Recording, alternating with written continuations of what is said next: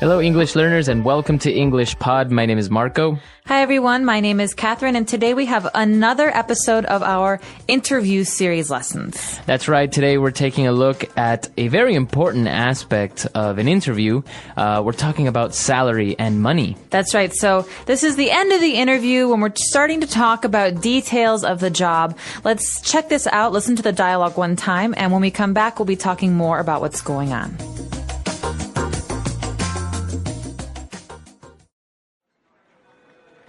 Okay, well, I'm sure you have a number of questions to ask me regarding the position. Yes, well, Miss Childs did give me an overview of the position over the phone, but there were some details I'd like to clarify. Well, feel free to ask me anything, and I'll try to fill in the details. Could I first ask about the remuneration package? Yes, of course, that's quite an important point, isn't it? As a junior sub-editor, we offer a starting salary of 150,000 Hong Kong dollars per annum. This doesn't include a generous housing allowance also. I understand. And are there other bonuses included?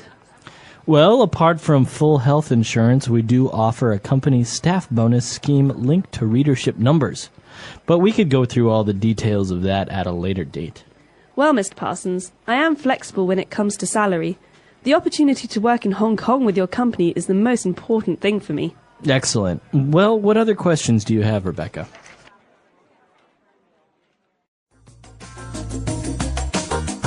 All right, we're back, so let's take a look at a couple of words and phrases on language takeaway. Language takeaway. Okay, so this first phrase is a set phrase. That means these words often go together. The phrase is remuneration package. That's right, a remuneration package. Rebecca said, could I first ask about the remuneration package? So what's an easier way to say this, Marco? I guess basically the salary. That's right. But a package means that it's not just money, it's also some of the benefits or the bonuses. So this is a way to describe how a person is paid in general. That's right. So the remuneration package that Rebecca is being offered, Mr. Parsons said that she would get a starting salary of $150,000 per annum. Okay, so this phrase, starting salary, is another fixed phrase. We have a lot of these today. That means these two words go together, starting salary. So salary is easy. It's the amount of money you make either per month or per week or per year. Mm-hmm. But what is a starting salary? How is that different? Well, basically, that's the money that you would start earning in the company. But obviously, with time, it could change and you can get more money. So this means that you will start making this much money, but it's possible that in the future you will make more. This is the starting salary. That's right. And well, of course, as we said, it's $150,000 Hong Kong dollars per annum. So now we're specifying how often you're getting this money per annum. So if it were per month, this might be a lot of money. That's right. But this is how much money she will earn per year, per annum. This comes from Latin. Mm-hmm, that's right. So per year. So this is the remuneration package she's getting. Not only is she getting $150,000 per annum, she's also getting a housing allowance. Okay, so many of us had allowances when we were children. This means the money that your parents gave you each week, $5 or $10. Mm-hmm. Well, a housing allowance is a little bit different. It means the money that your company gives you per month or per year to pay for your apartment or your house. That's right. So obviously the company is saying that, look, we're going to give you a certain amount of money for you to pay for your house. You don't have to really pay for your house. We'll pay for it. So basically, it's a benefit. It's a part of this remuneration package. You get a salary and you get money for your house. It's a pretty nice deal. That's right. And well, also she's getting health insurance, and she is also being offered a company staff bonus scheme. Okay, bonus scheme. A bonus is something extra. Mm-hmm. It's on top of what you normally get. But a bonus scheme indicates that the bonus changes according to how well you do. That's right. So obviously he's specifying that the bonus scheme is linked to readership numbers. So let's say, for example, Marco sells newspapers. Marco, you sell on a good week 100 newspapers. Mm-hmm. If you sell 150, you get a bonus of $10. That's right. But if you sell 200 newspapers, you get a bonus of $50. That's This right. is a scheme. The numbers change. Very good. So all of this that we've just talked about, to be clear, is our remuneration package. We're talking about a salary, we're talking about a housing allowance, health insurance, and even a bonus scheme. So a package can include these things and much, much more. CEOs get bigger remuneration packages. They do. And if you have children, sometimes a part of your package is education costs for your children, or a car, or computers, things like that. That's right. So a lot of great stuff there, talking about salaries and, well, a little bit of negotiating it. Why don't we go back, listen to the dialogue again, and we'll be back in a bit.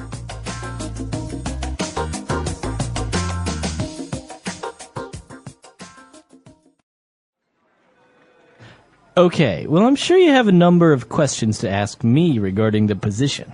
Yes, well, Miss Childs did give me an overview of the position over the phone, but there were some details I'd like to clarify. Well, feel free to ask me anything, and I'll try to fill in the details. Could I first ask about the remuneration package? Yes, of course, that's quite an important point, isn't it? As a junior sub-editor, we offer a starting salary of 150,000 Hong Kong dollars per annum. This doesn't include a generous housing allowance also. I understand. And are there other bonuses included? Well, apart from full health insurance, we do offer a company staff bonus scheme linked to readership numbers. But we could go through all the details of that at a later date. Well, Mr. Parsons, I am flexible when it comes to salary. The opportunity to work in Hong Kong with your company is the most important thing for me. Excellent. Well, what other questions do you have, Rebecca? All right, so now let's take a look at Fluency Builder. Fluency Builder. So at the beginning of the dialogue, Rebecca is talking to Mr. Parsons about the job, and she says, I don't really have that many questions, but when I talked to Miss Childs about the job over the phone, there were some things she wanted to clarify. So how did she talk to her? She talked to her over the phone. That's right. So this is a really good phrase to specify that you received information or you did business talking on the phone, not in person. Okay, so this is a bit strange because we use the preposition over. You could also say, I'm on the phone. That means I'm talking on the phone. But over the phone means by phone. That's right. Not by mail or email or in person, but we communicate, we talk over the phone, by phone. So sometimes, for example, people will see a TV commercial with a nice item or device that they want to buy, and they will purchase this object, maybe a DVD player, over the phone. They will call up this number and order it. That's right. Or you can say, I'm really sorry, Marco, but I don't feel comfortable talking about my banking details over the phone. That's right. Okay, so that means on the phone. So then Mr. Parsons said, feel free to ask me anything. Okay, feel free to ask me anything about the job. Okay, this is a phrase that I use all the time, and I think it's really important when you're in a business context or a work context to say, listen, if you have any questions, feel free to ask. It means don't hesitate. Don't be nervous. If you have a question, just ask it. That's right. So feel free to ask. Don't worry about it. Just ask me. It's a very good phrase to give someone or to make someone feel more comfortable around. Exactly. All right. And he said that I'll try to fill in the details. Okay, so this is an interesting phrase because fill in, on a form, for example, means put your name in a box or fill in some numbers. But here, the details, we think maybe I don't know what the details are. So to fill them in means to fill in gaps or some blanks. So I don't know all the details. Please tell me the information so that I will know them. That's right. So what he's basically saying is, I know that you have an idea or a general overview of how things are, but if you ask me, I can tell you more specific things. That's fill in the details. Or for example, we're going to a party on Saturday night, but I don't know where the party is yet. How about on Friday, I call you to fill you in on the details. Very good. Okay, so those are the phrases that we've prepared for you today. I think we've taken a look at a lot of great vocab. Why don't we listen to the dialogue one last time, and we'll be back to talk to you a little bit more.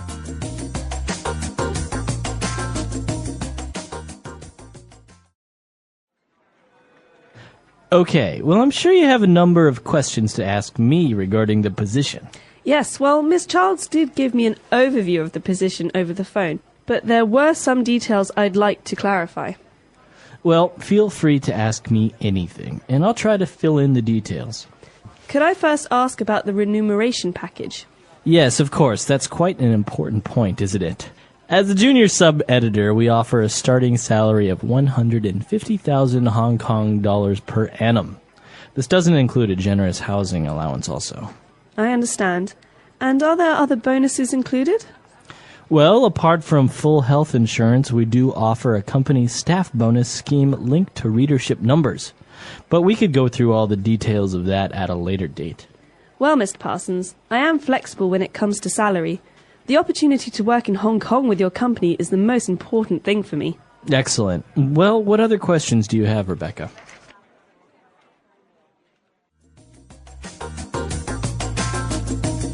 All right, so talking about salaries and remuneration packages. Now, is this a common word to talk about remuneration? Yes, it is. It basically means the way that you are paid for the work that you do. So remuneration, it sounds like a big, long word. But in America, I think we also just talk about salary or compensation. Compensation packages.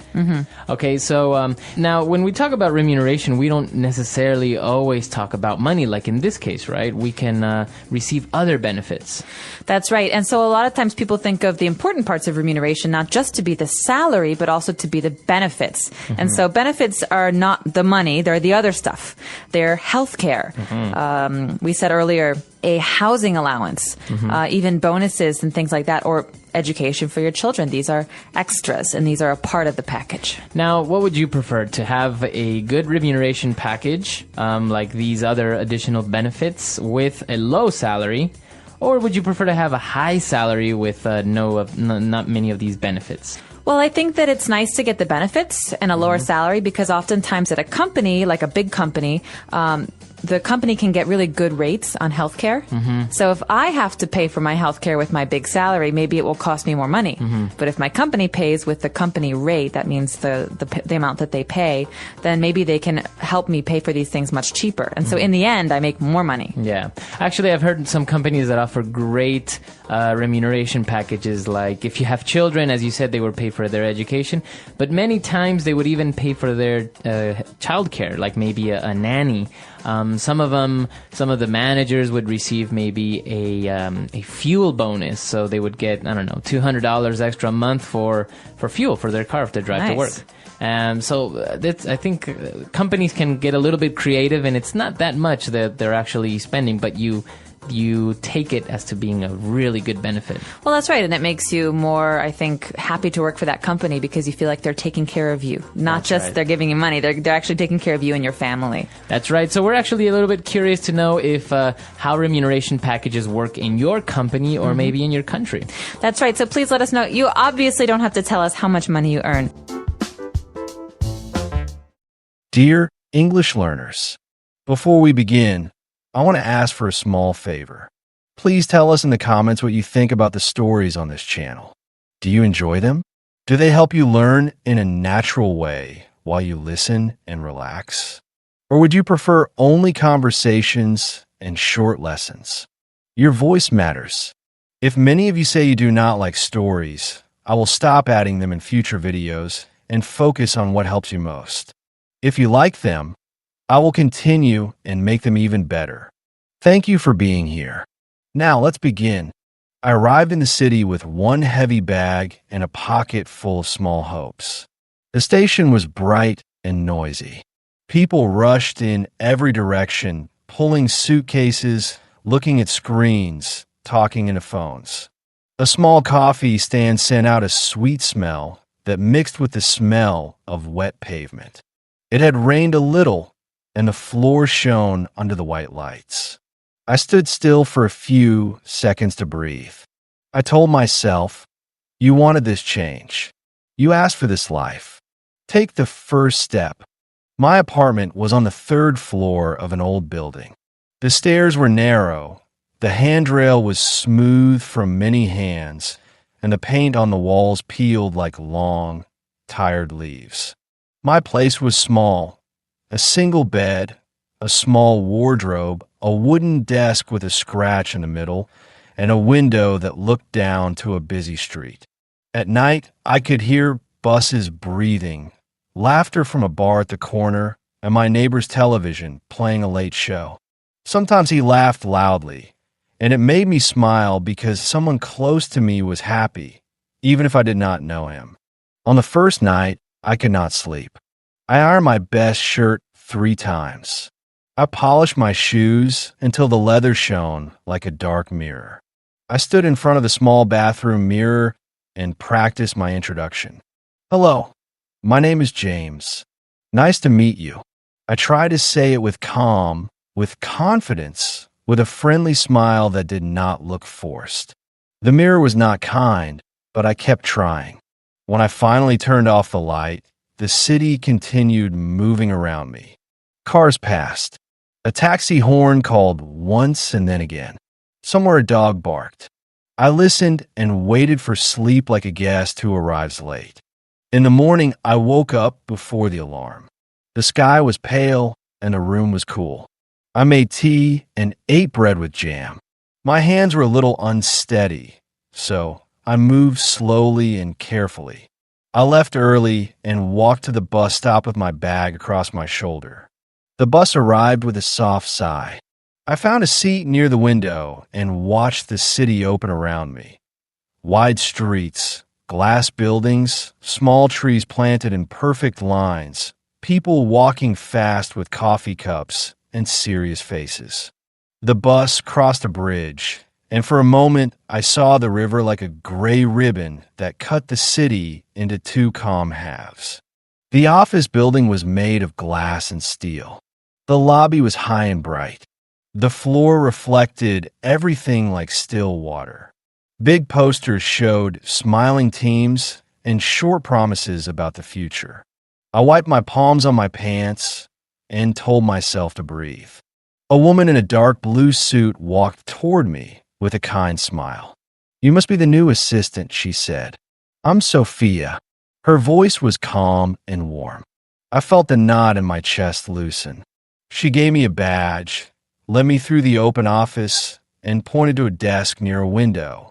There was a modern computer, a clean chair, a lamp with a soft light, and a small plant with round leaves in a white pot. I sat down slowly, trying not to look like a visitor in a museum. Sophia explained a few basic things. She showed me the share drive. She showed me how to book a meeting room and where to find the style guide. She moved quickly but clearly. I took notes in a small blue notebook. I wrote short lines, one under the other, like a child. Email tone, friendly, clear, short. Calendar, 24-hour format. Report names, date first, then topic. My handwriting looked careful and a little afraid. When Sophia finished, she smiled again. "Take your time today," she said. "Ask questions. We all start somewhere." During lunch, I walked around the block. The sun was warm on my face. A food truck sold sandwiches, and the smell of grilled onions filled the air. I bought a simple one with tomatoes and cheese, and I ate on a bench. People passed in front of me with different kinds of walking. Fast, slow, heavy, soft, long steps, small steps. 2 children ran around a tree and laughed as if the tree told them a secret. I felt light for a moment and then heavy again. "You can do this," I said to myself. "You just need time." The first week was not easy. On the second day, I tried to print a document, but I pressed the wrong button and 10 pages of numbers came out like a gray waterfall. I pressed more buttons. The machine stopped. I felt my ears burn. A man with kind eyes appeared. "Happens to everyone," he said. "I'm David." He opened a small door, pulled out a crumpled page, and the printer sighed with relief. "There," he said. "Now it's your friend." I laughed, and the sound of my laugh surprised me. It was small but real. At lunch, I usually sat alone. People in groups talked about movies, gym plans, a dog who ate a shoe, a child who refused to sleep. I listened and learned the rhythm of their voices. On Thursday, a woman with curly hair waved at me. "Come sit with us," she said. Her name was Clara. She asked me where I came from. I told her about my small hometown with its quiet streets, the train that crossed the fields, the little bakery where I used to buy bread on Sundays. She listened as if every detail was a gift. The city can be loud, she said, but it can also be kind if you move with it, not against it. In the evenings, I cooked simple meals: rice, lentils, eggs, carrots. I cut everything slowly on the small board. I washed the same pot again and again until it looked like mine, not the landlord's. After dinner, I opened the window and leaned on the cool frame. The street below was a river of lights. People walked with different stories inside them. I could not see their faces well, but I could feel their lives. I thought about my day and wrote 3 lines in my blue notebook, learned print settings, sent first email without a mistake, met Clara. Then I drew a small square next to each line and filled it with ink. The dark squares made me feel steady, as if I was building a road, one stone at a time. The second week, I noticed the rhythm of the office. Mornings were quick and noisy. Phones rang. Printers sang. Chairs rolled. Around noon, the sound softened. After 3, it grew again like a wave until 5, when Deadline stood up and shouted. I carried my notebook everywhere and wrote short instructions. Sometimes my hand shook, but the letters stayed straight. I tried to remember names. I tried to memorize passwords. I tried to speak less and listen more. On Tuesday, Sophia asked me to prepare a short presentation for a team update. The word presentation echoed in my head like a bell in a large room.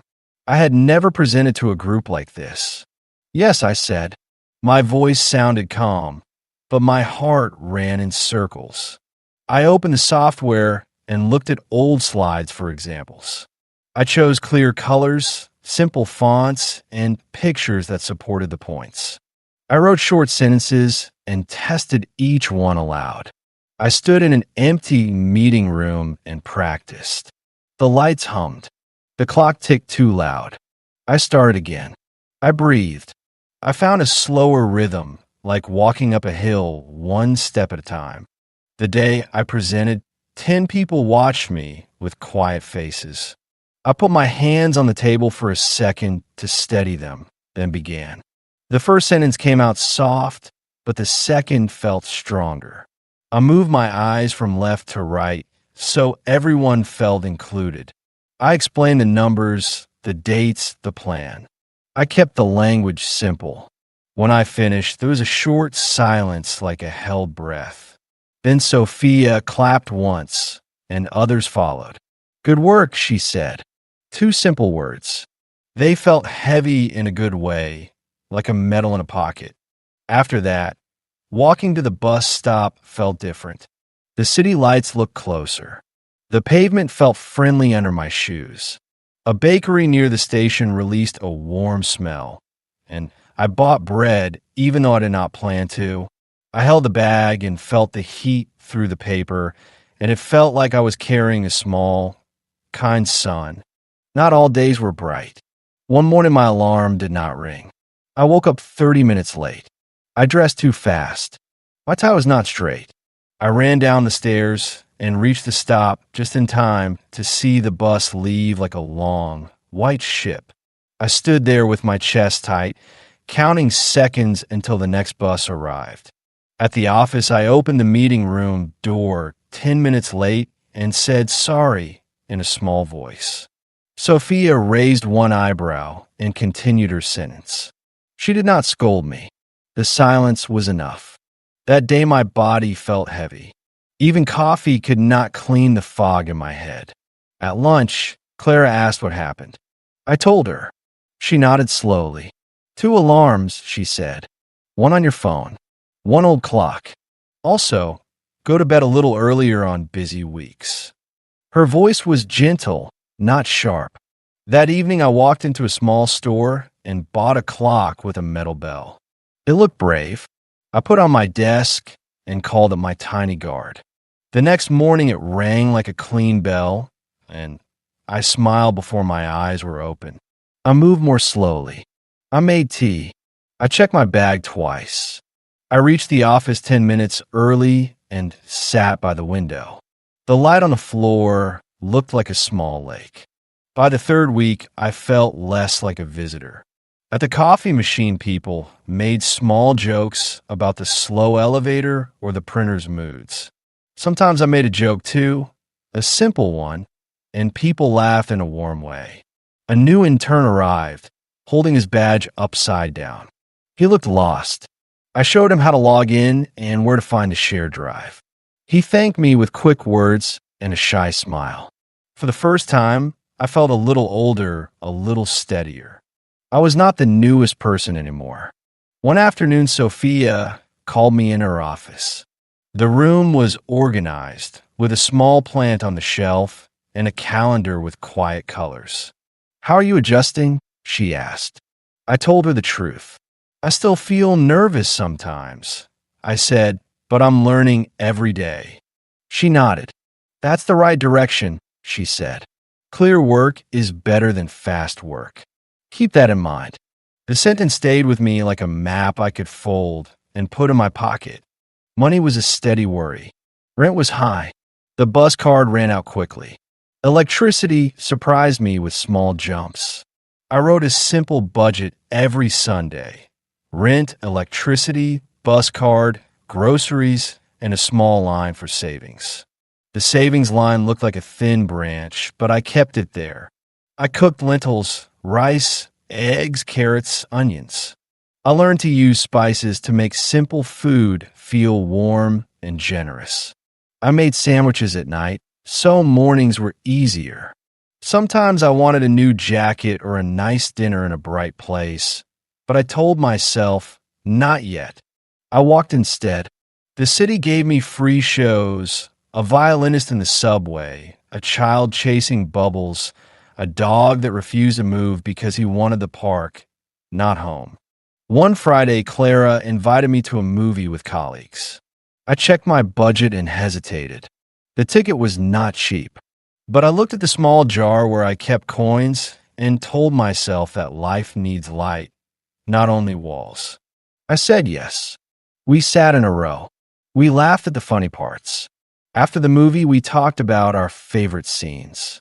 I learned how people here disagreed with kindness. "I liked it," someone said, "but the ending was too quick." Another person said, "The music saved it for me." The talk felt like a soft river. When I reached home, I dropped the change into the jar and listened to the silver sound. Saving was important. Moments were important too. Balance was the lesson that night. Week by week, my English began to feel like a road with fewer holes. In meetings, words came more easily. I started to use short phrases I heard around me. "Sounds good." "Right, I see. Let me check." When David made a joke about the elevator, I answered with a quiet joke about the printer, and people laughed again. That laugh was different from the first weeks. It did not feel like a door I could only look through. It felt like a room I had entered. At home, I practiced reading out loud. I recorded my voice on my phone for 1 minute and listened. It was strange to hear myself, but I heard progress too. The rhythm was smoother. The pauses were nicer. I repeated lines until they felt natural in my mouth. The city outside slowed in the late hours, and the last bus sighed below my window. I leaned on the frame and looked at the tall buildings. I remember my small hometown and the boy who dreamed but did not move. I felt grateful that I took the train, carried the heavy bag, and started this path with small steps. On a bright Friday morning, Sophia gathered the team near the big whiteboard. She spoke about a new project. It needed people who were ready to learn, ready to organize, ready to help others shine. I felt my heart beat faster, as if someone knocked from inside my chest. Doubt whispered, "Are you ready?" I thought about the printer mistake, the missed bus, the tiny guard clock, the blue notebook, the movie night, the careful budget, the presentation that did not break me. I raised my hand. Sophia saw it and smiled. She wrote my name without drama. The room felt larger and kinder at the same time. That evening, the streets were full of light. A drummer played a soft rhythm near the corner. A food truck sent out a friendly smell. A boy ran ahead of his mother and then ran back to touch her hand. I walked slowly and felt no rush. I knew I was no longer only surviving in this city. I was starting to belong. When I reached my apartment, I placed my bag on the chair, opened the window, and let warm air move across the room. I took my blue notebook and wrote one line, said yes. I drew a square next to it and filled it with ink until it was dark and complete. Days after that, the new project began like a quiet engine. We met in a small room with a long table and a window that faced a brick wall. The view was not beautiful, but the light was soft. Our team had 5 people. David managed data. Clara handled communication. I organized schedules and kept notes. 2 designers, Mira and Omar, brought colors and shapes to our ideas. We started with a plan on the whiteboard. Dates, goals, small steps. We argued a little and laughed a little. We learned how to say no to chaos and yes to order. At first, the tasks felt heavy because they were new. I made mistakes and fixed them. I asked questions even when my face grew warm. Sometimes I wrote an email, read it again, and changed the first sentence to be kinder. Sometimes I booked a room and realized I chose the wrong time. So I apologized and fixed it. The team was patient. When I did something well, someone said thanks, and the word was light but strong.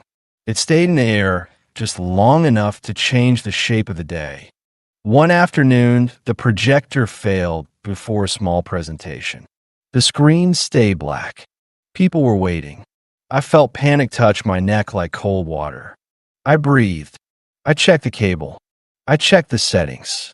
I restarted the device. Nothing. Then I remembered a simple trick David had used once. I switched the HDMI port. The image appeared. There was a small cheer, not loud but honest. My hands were shaking a little, but my smile was steady. It was a tiny win, but I wrote in my notebook anyway. We reached the first deadline with work that was not perfect, but was honest. Sophia visited our room and listened to our short report. She asked 2 questions that were simple but wise. We answered. She nodded and said, "Keep your rhythm. Keep your clarity." After she left, we looked at each other with a quiet pride. We were not shining like a trophy, but we were warm like bread just out of the oven. Outside the office, I allowed myself small gifts that did not break my budget. A secondhand book from a street stall, a paper cup of hot chocolate on a cold evening, a bus ride to the river on Sunday to watch the water move under a gray sky. I called my parents and told them simple truths. Work is hard. People are kind. I am learning. I am okay. My mother said my voice sounded older in a good way. My father told me a short joke about a rooster and the sun, and I laughed so hard I had to sit on steps. As weeks turned into a simple chain, I saw how growth hides in small acts.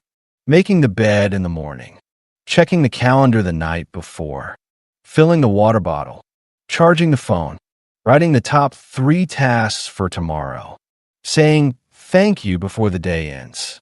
None of these actions are big, but together they build a quiet strength that carries you when the bus is late or the printer is angry or the numbers do not speak clearly. One night a storm came without warning. Rain hit the window like 1,000 small hands. The wind made the old building creak. The power went off for 5 seconds and then returned. I lit a candle anyway and turned off the light. The flame made the room smaller and kinder. I listened to the rain and thought about the first day I arrived, about the mirror and the iron shirt and the shaking hands. I smiled in the candlelight. I was not finished with my fears, but they were no longer the driver. They sat in the back seat now, looking out the window, quiet and a little bored. When the first phase of the project ended, we held a small meeting to reflect. We wrote what worked and what had not. We decided to simplify our checklists. We decided to start meetings 5 minutes later so people could arrive without rushing from the elevator. We decided to keep the whiteboard clean and the markers in one cup, not 3. These choices were small, but they changed the air in the room. Work felt lighter when order was welcome. On the way home that day, I stopped at the bakery and bought 2 pieces of bread, still warm. The baker wrapped them in brown paper and said, "Careful, it's hot." I carried the bag like a treasure. At home, I cut the bread, put butter on it, and watched it disappear into the soft surface. I ate slowly, eyes closed for a second, and thought, this is what progress tastes like. Simple, warm, real. Time kept moving. I kept showing up. The tiny guard clock kept ringing. The blue notebook kept filling with small squares. The city kept singing in buses and lights and footsteps. I kept my promise to myself, to try, to fail softly, to learn, to stand again, to help when I could, to ask when I did not know, to say yes when a good chance tugged at my sleeve. If you ask me now what changed the most, I would say it was not the city and not the office and not the money, though money learned to walk with me without pulling my arm. The biggest change was inside my voice. It learned to speak when it should and rest when it should. It learned to say, I can try instead of I can't. It learned to say not yet instead of never. And slowly, the voice began to sound like a friend I could trust. Tonight, as I finish this story, the window is open. The air smells like rain has been here and left gifts behind. Somewhere a bus sighs. Somewhere a door closes softly. I place my pen on the desk and look at the small plant with round leaves. It has grown a little since my first day. I have grown a little too. Growth is not loud. It is a quiet worker. It shows up again and again. It makes a life where fear becomes a listener and hope becomes a guide. I turn off the tiny guard clock because tomorrow is Sunday, and I want to wake up when the light touches my wall. I stand for a moment in the calm, and I feel the door to the next week open without noise. I do not rush. I take one small, sure step forward.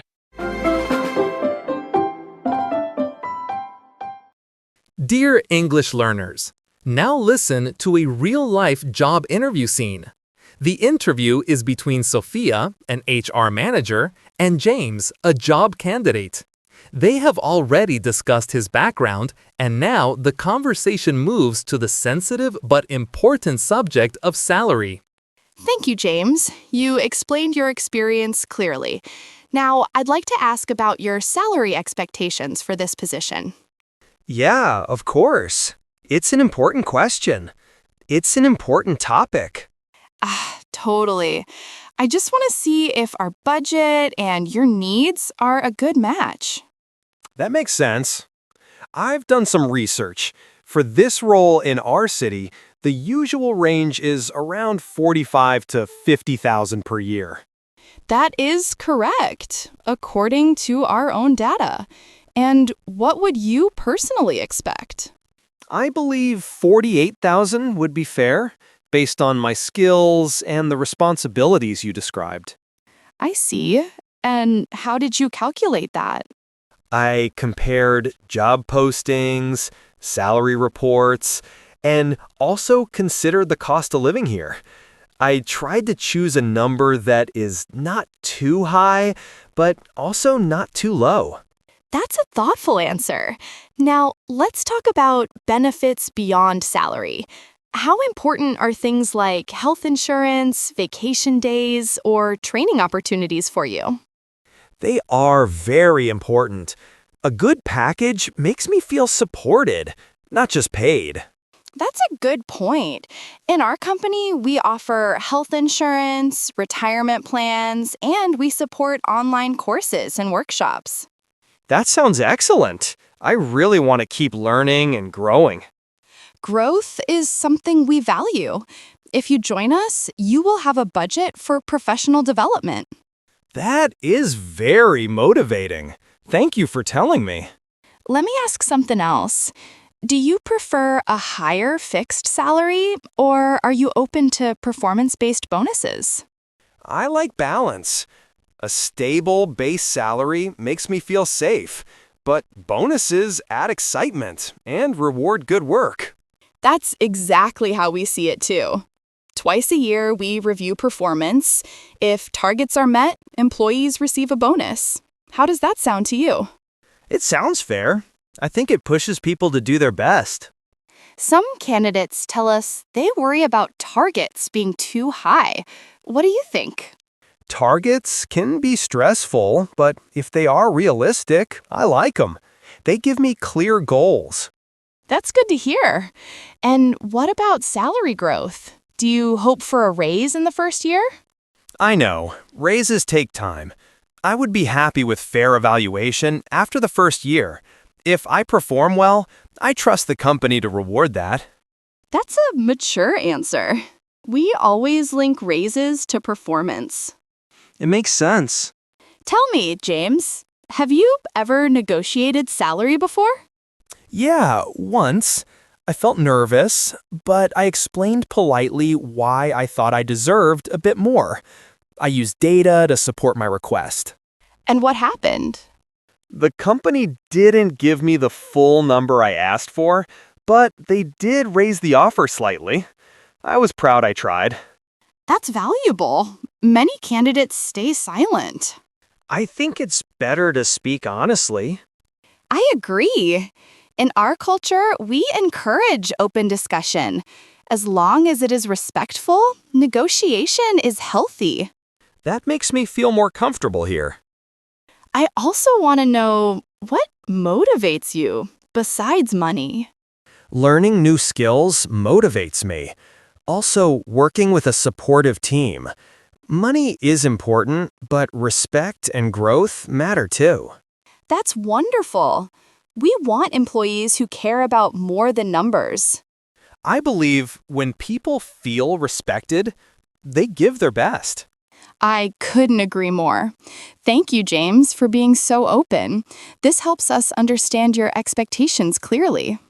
Thank you as well, Sophia. I really appreciate this transparent conversation.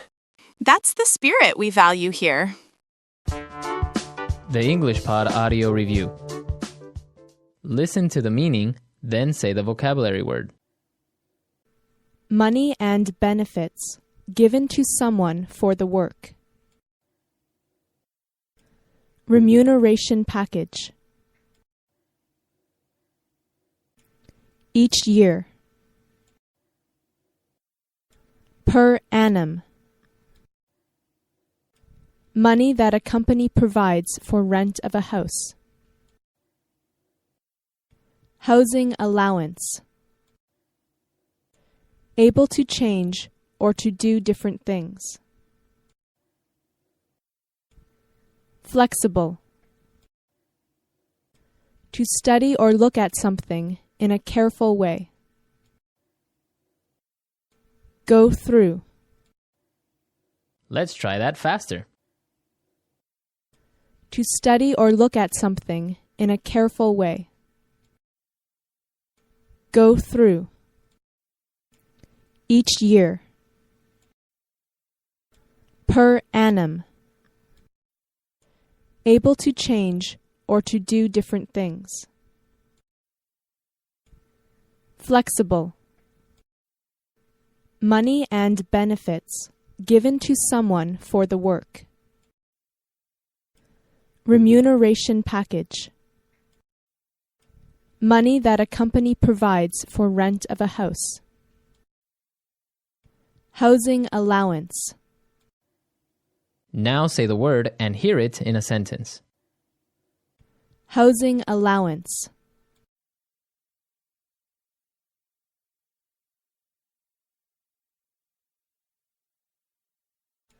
This company doesn't offer a housing allowance, but the salary more than makes up for it. Housing allowance.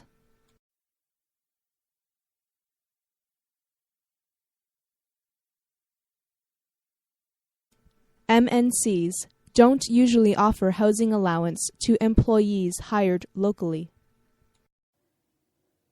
Housing allowance.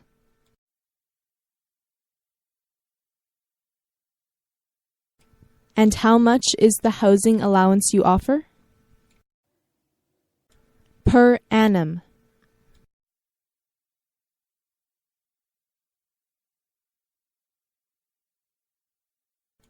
Molly from HR will have to explain our bonus scheme to you. Per annum.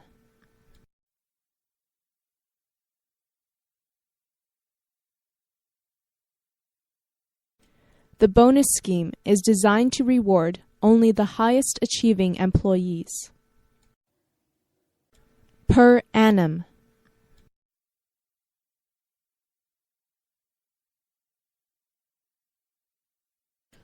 We will be making some changes to the bonus scheme this year. Flexible.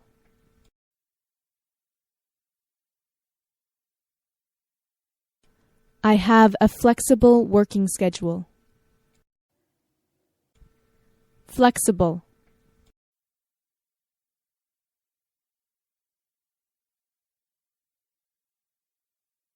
I'm afraid the company is really not flexible when it comes to working hours. Flexible.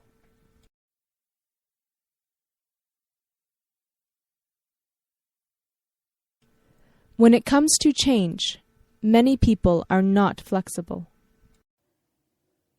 Go through.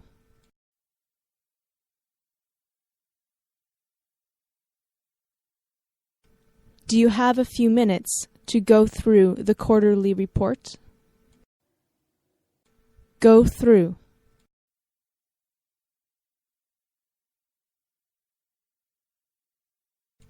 I'll ask Angela to go through the new company policy with us. Go through.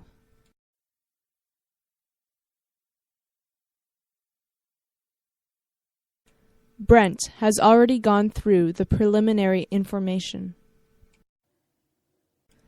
Remuneration package.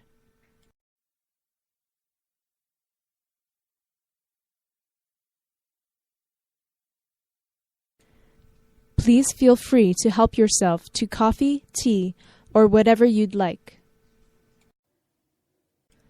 Remuneration package.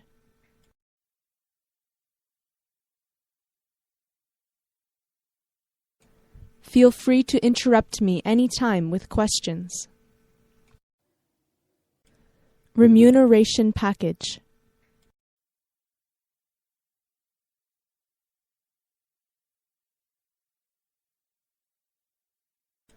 I wish I felt free to speak with my boss on this matter, but I don't know how she'd react.